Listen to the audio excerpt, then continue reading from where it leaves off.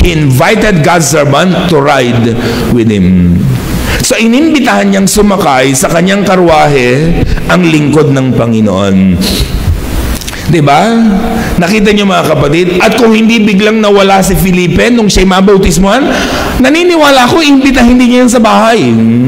Doon ka na muna tumira sa amin, pakakainin kita, etc., etc. Pwedeng ganon. Pero dahil nawala na, hindi na niya napaglingkuran ang lingkod ng ating Panginoon. Pero, inimbitahan niyang sumakay sa kanyang magarang karwahe. Kayo, naimbitahan na ba ninyo mga lingkod ng Diyos? Diba? Na sumakay sa inyong karwahe, sa inyong bahay, sa inyong mga pagpapalang itinatanggap sa ating Panginoon. Kung gusto ninyong pagpalain ng Diyos, maging-pagpapala tayo sa mga lingkod ng Diyos. Naalala niyo si Elias?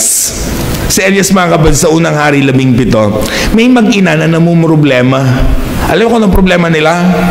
Kasi yung kanilang jar ng harina, isang lutuan na lang. So namumulot sila ng kahoy, panluto, siyang dating ng propeta. Sakto, sabi ng propeta, magluluto ito. Sabi niya, pwede niyo ba akong pakainin? Sabi naman ng babae, abay, last meal na po namin ito. Hindi na nga po namin alam kung anong gagawin pagkatapos nito kasi may tagtuyot. So wala nang makain ng tao. Sabi niya, ito na lang po kakaperanggot na harina sa aming jar. Sabi niya, pero lulutuin ko po ito para sa inyo. Niluto niya, pinakain sa propeta ng Diyos. Boom! Ano nangyari? Yung kanilang jar, hindi natuyuan. Bumubuka lang harina na kanilang kakainin araw-araw. Nakita niyo? Why? Kasi naging blessing sila sa propeta ng Diyos. Si Eliseo, doon sa ikalawang hari 4, iniimbitahan siya palagi na kumain sa kanila. Sabi niya, kakaiba ito, parang lingkod dito ng Diyos. Sabi nung babaeng Sunamita, pinagpagawa ng kwarto doon sa bahay nila, doon sa may taas. Doon na rin niya pinatitira. Anong blessing na na-receive niya? Wala siyang anak, baog siya, binless siya ng Diyos ng anak.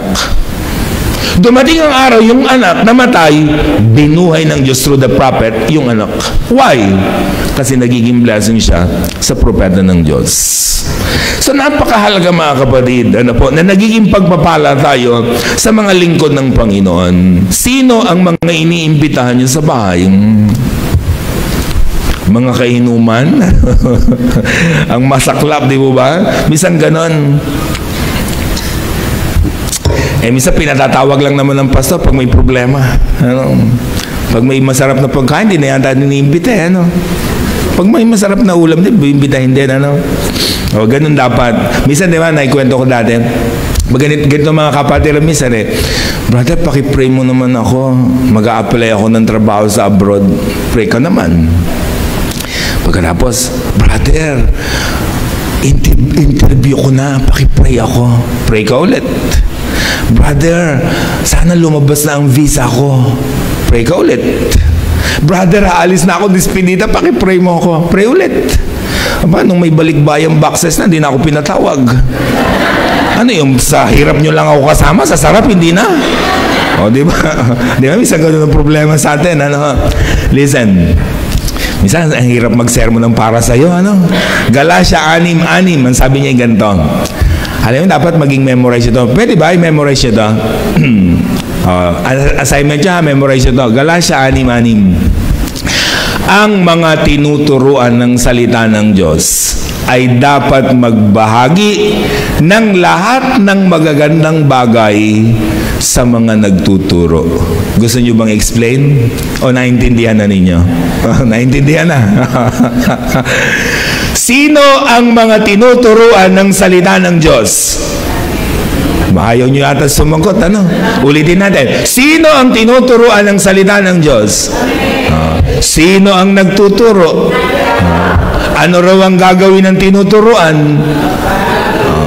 Ng magagandang bagay. Kanino? Hindi ko na-explain. Bahala na kayong umintindi. Pero i-memorize niyo yan. Kung naniniwala kayo sa John 3:16, kung naniniwala kayo sa Matthew 6:33, kung naniniwala kayo sa Matthew 28:19 and 20, maniwala rin kayo sa Galatia 6:6.